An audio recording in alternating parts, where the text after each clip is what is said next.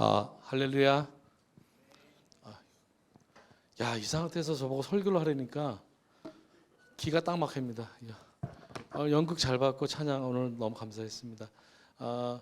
성경을 한번 찾아볼까요? 빌립보서 3장 7절, 8절, 9절 말씀입니다.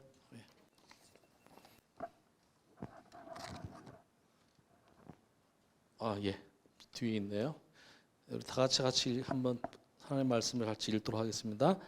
그러나 무엇이든지 내게 유익하던 것을 내가 그리스도를 위하여 다 해로 여길 뿐더러 또한 모든 것을 해로 여김은 내 주 그리스도 예수를 아는 지식이 가장 고상하기 때문이라. 내가 그를 위하여 모든 것을 잃어버리고 배설물로 여김은 그리스도를 얻고 그 안에서 발견되려 함이니 내가 가진 의는 율법에서 난 것이 아니요 오직 그리스도를 믿음으로 말미암은 것이니 곧 믿음으로 하나님께로부터 난 의라. 아멘. 예, 아까 연극 너무 감사했는데 다시 한번 박수로 경험 드리겠습니다. 네. 예, 필리핀 타클로반을 섬기고 있는 김용환 목사입니다. 저는 이제 그 플리버를 섬겼는데 오랜만에 같이 플리버랑 같이 예배 드릴 수 있어서 너무 감사한 마음입니다. 설교를 정상적인 설교는 안 될 것 같고요. 그냥 여러분 얼굴 보고 너무 힘들어하면 설교를 중간에 그만 두도록 하겠습니다. 기준을 낮게 잡으면 망한다. 돌아가신 옥하는 목사님 하신 말씀입니다. 표준을 낮추면 망한다는 얘기죠. 그런 면에서 보면 오늘 본문은 사도 바울이 뭐를 추구했고 바울이 진심으로 그가 잡은 기준이 뭐였나를 엿볼 수 있는 중요한 개인적인 구절이라고 생각을 합니다. 사람들이 좋아하는 게 있어요. 돈 좋아하고 명예 좋아하고 세상에서 학벌 좋아하고 그죠? 스펙 좋아하는데 오늘 사도 바울은 그것을 다 배설물로 여겼다 이렇게 고백하고 있습니다. 배설물 먼저 아시죠? 배설물. 저는 이 본문을 보면서 오랜만에 플리버에서 말씀을 전하니까 사도 바울이 전했던 말씀 가운데 이제 제 나름대로 이 본문이 전 너무 매력이 있거든요. 제 선배 목사님들 설교 이 본문 가지고 설교한 걸 뒤져보니까 목사들은 이 본문 갖고 설교하면 안 된대요. 이유가 뭐냐면은 이런 경지에 이르지 않고 설교할 수 없다는 거죠. 그래서 저도 이 본문은 참 매력을 느끼고 너무 좋아하는데 이거 갖고 설교하면 안 돼. 마치 피아노 오디션을 보러 가는데 이제 내가 연주할 수 없는 곡인데 그런 곡을 선택해서 연주를 해야 되잖아요. 자신 없단 말입니다. 그럼 그런 곡을 선택하면 안 되잖아요, 그죠? 근데 이 본문이 설교자로서는 이거는 저도 지금 자신이 없어요. 그런데 너무 매력 있어요. 내가 예수님을 발견하고 싶어서 다른 모든 것을 해로 여기고 배설물로 여겼다는 거죠. 그토록 한국 사람들이 좋아하는 학벌, 스펙, 성공, 비즈니스, 돈 이거 다 배설물로 여겼다는 거예요. 여러분 이해가 갑니까? 배설물이 뭔지 아시죠? 여러분 오늘 그 화장실 가서 응가하셨어요? 예? 응가한 사람 손 들어보라고 시키진 않겠습니다. 야, 장슬기 간사님 응가했어요? 예. 별걸 다 물어보는데. 응가했는데 이제 그 응가를 너무 아까운 거예요. 이게. 그래서 그걸 잔뜩 싸들고 나한테 목사님 이거 내 응가인데 너무 귀해서 목사님께 선물을 드립니다. 그러면 정신병자예요, 그죠? 그런데 학벌과 스펙과 성공과 돈이 그 배설물처럼 보였다는 거예요. 여러분 납득이 갑니까? 저는 이 본문을 오랫동안 묵상하면서 그것도 오늘 본문을 보시면 기쁘게 했어요. 억지로 끌려가듯이 할 수 없이 총으로 위협하니까 할 수 없이 고백한 게 아니라 너무 기쁘게 너무 감사하게 그걸 다 배설물로 여기고 왜 배설물로 여겼냐면은 세상의 학벌과 성공의 기준 이런 세상적인 복이 예수님께 나갈 때 결정적으로 방해가 됐다는 거예요. 여러분 그럴 수 있습니다. 아까 연극 보셨잖아요, 그죠? 다 버리잖아요. 그러니까 이 본문을 연구해 보면은 버리지 않고 포기하지 않고 주님 따라갈 수가 있다 없다? 대답해 보세요. 없습니다. 결혼할 때 내가 이 여자를 택하면 다른 여자 만날 수 있는 가능성을 다 버리는 거잖아요. 그죠? 제가 결혼 이제 다음 주에 따클로반에 결혼식을 해요. 영어로 결혼식 주례를 해야 되는데 죽겠습니다. 한국말도 못 하는데 결혼식에서 꽃이 뭘까요? 결혼식 순서에서 결혼하신 분들 한번 대답해 보세요. 결혼식의 꽃이 뭐예요? 혼인서약입니다.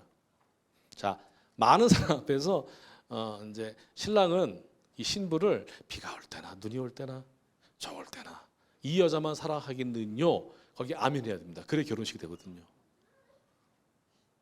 근데 예를 들어 가지고 이 여자만 사랑하겠느뇨? 그럴 때 잠시만요. 내가 이 여자만 영원히 사랑하라고요? 아, 생각해 볼게요. 이러면 결혼이 안 되는 거예요.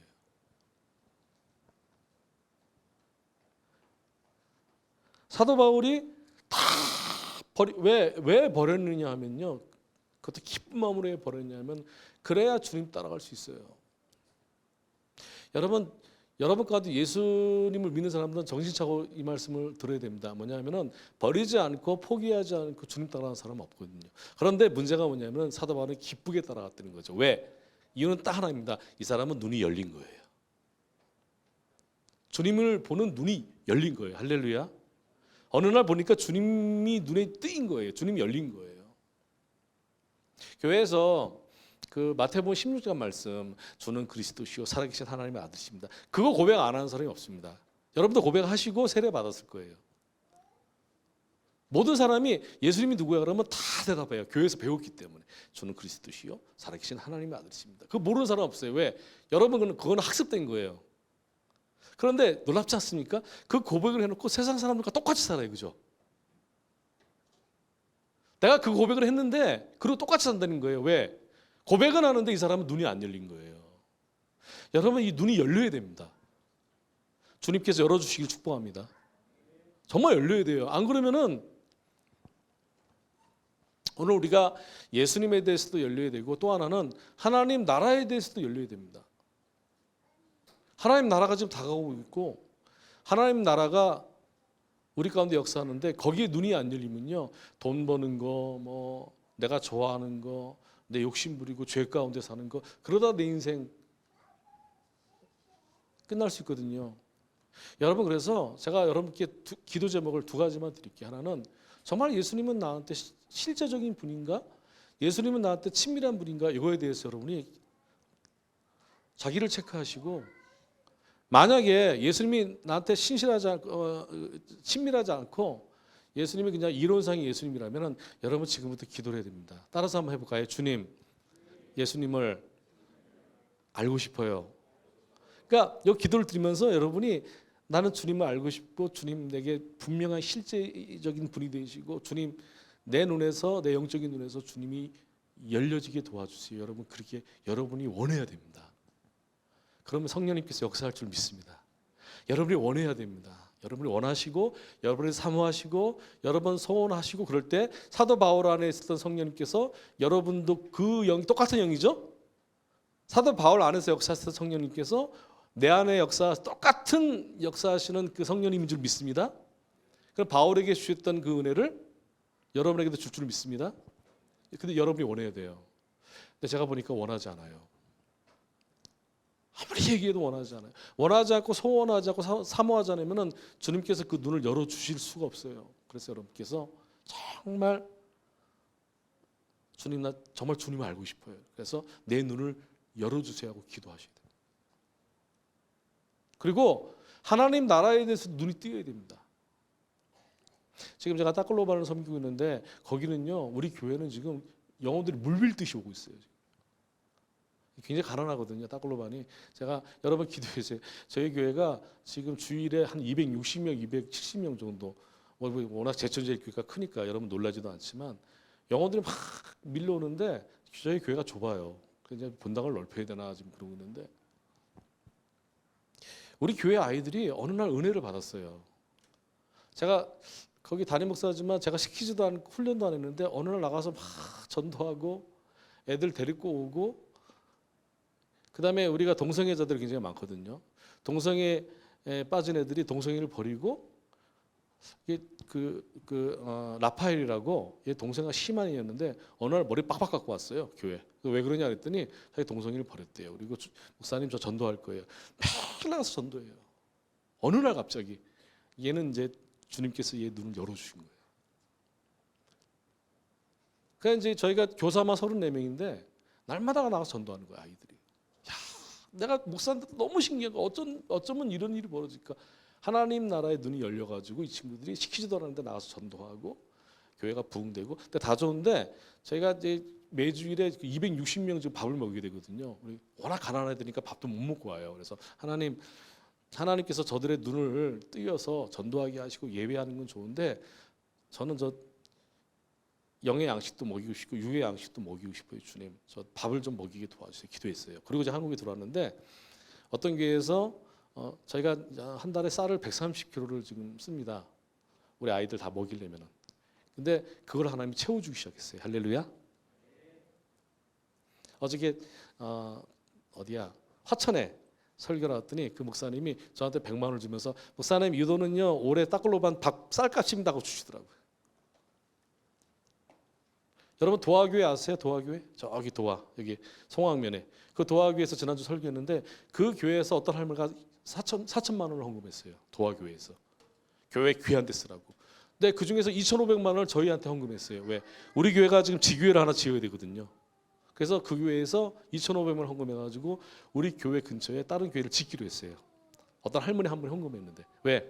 하나님 나라의 눈이 열리니까 그냥 다 전재산을 들여가지고 지금 이렇게 주님의 나라를 섬기는 거죠.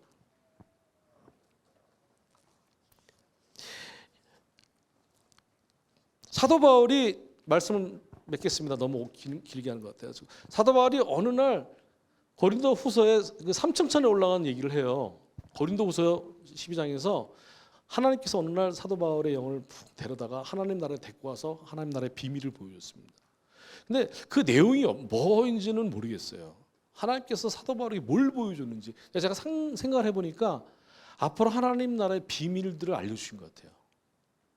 사도 바울이 앞으로 이제 유대인들의 중심적인 영적인 세계에서 이방인들에게 초점을 옮기고 복음이 이제 이방인들에게 전해지고 수많은 이방인들이 교회에 들어오고 하나님의 나라가 이제 확장이 되고 그걸 사도 바울이 봤다는 거죠. 봤을 거예요.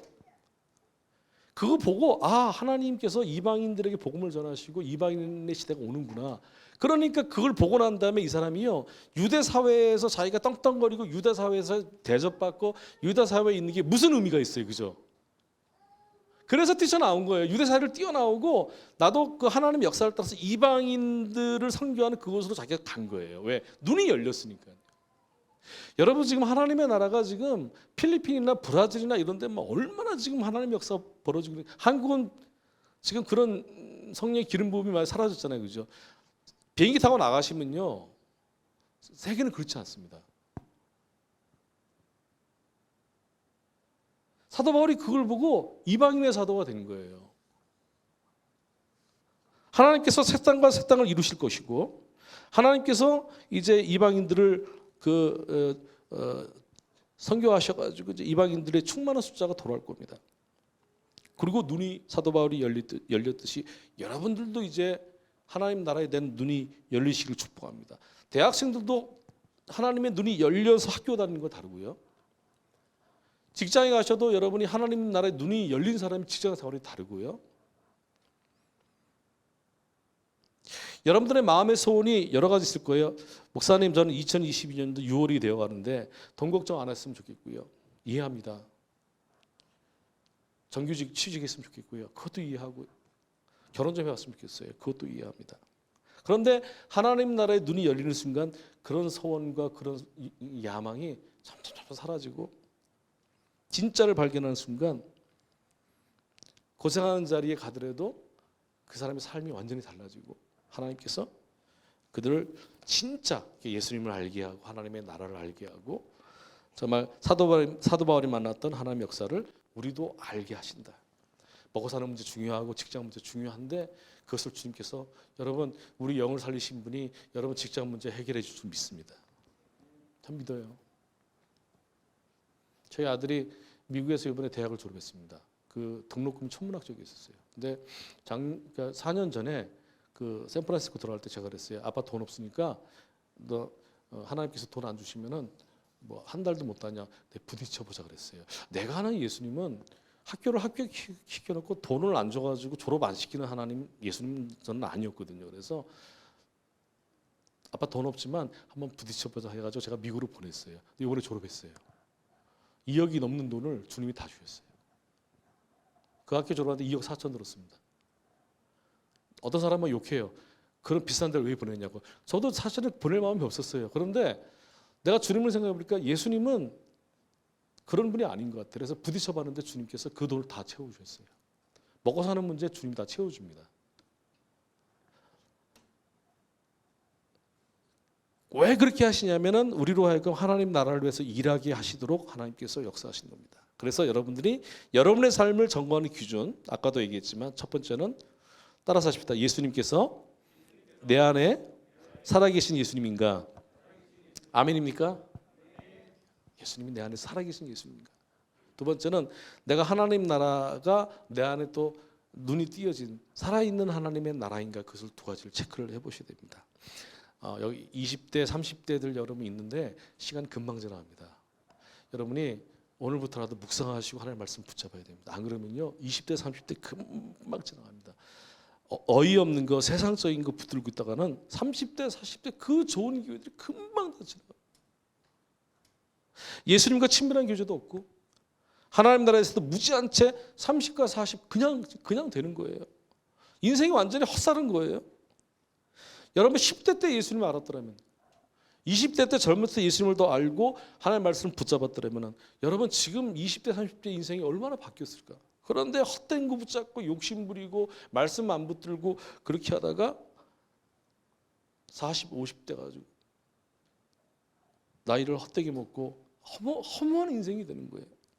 여러분 아펜젤러 언더운 선교사가 20대 30대 오신 분들이에요. 우리나라에.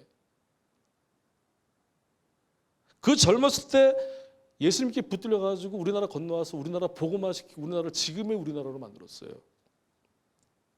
예수님에게 눈이 안 열린 사람은 아무리 발버둥 쳐도 열심히 산 것 같아도 지나가면 다 바보 같은 인생을 살게 돼요. 그러나 오늘 본문처럼 모든 것을 다 배설물로 여기고 예수님을 얻기 위해서 다 버리고 주님 따라가는 사람들의 그 인생은요 기적과 능력과 환희인 줄 믿습니다. 여러분이 그런 인생을 살았으면 참 좋겠어요. 스마트폰 그만 좀 붙잡으시고요. 한국 사람들 이 스마트폰이요 드라마 좀 그만 좀 보시고 영화 그만 좀 보시고. 내가 이렇게 어디 가서 얘기했더니 교회가 어두워지더라고 분위기가. 몇 년 전에 울산에 가가지고 한 몇 년 됐어요. 제발 TV 좀 보지 말라 그랬더니 교회가 어두워지는 거야 진짜. 할머니 권사님 두 분이 예배 끝나고 저를 찾아왔어요. 목사님 드라마 보지 말라고 하셨죠? 그랬다고. 태양의 후예는 꼭 봐야 되겠대. 그러니까 저는 태양의 후예를 몰랐어요. 그때 그 유행했었는데 내가 숙소를 저기 호텔 잡아줘 호텔 들어와서 태양의 후예를 다운받아서 봤는데 재밌더라고. 여러분 스마트폰보다 여러분 하나님의 말씀을 더 붙잡아야 됩니다. 이 말씀을 내 입에서 어떻게 하라? 떠나지 말게 하라. 그 다음에 주야로 어떻게 해?